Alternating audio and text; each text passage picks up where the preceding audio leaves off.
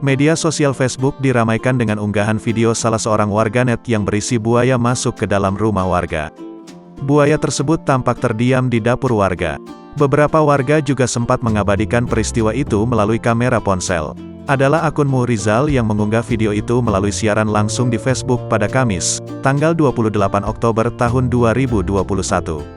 Saat dikonfirmasi, pria bernama lengkap Muhrizal Putra Utama tersebut membenarkan video buaya masuk rumah warga yang diunggahnya.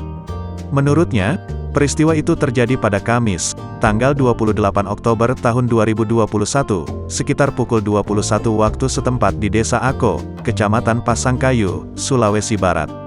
Rumah yang dimasuki buaya itu pas di depan konter saya, kata Rizal saat dikonfirmasi Kompas.com, Sabtu, tanggal 30 Oktober tahun 2021. Ia menceritakan, awalnya seseorang tak sengaja menginjak seekor buaya di pekarangan rumah. Buaya berukuran sekitar 1,5 meter itu kemudian lari ke dalam rumah.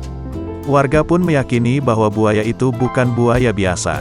Hal itu didasari atas mimpi cucu penghuni rumah. Orang sana bilang itu bukan buaya biasa, karena malam sebelumnya sudah ada yang mimpi kalau akan ada buaya muncul di rumah neneknya, jelas dia.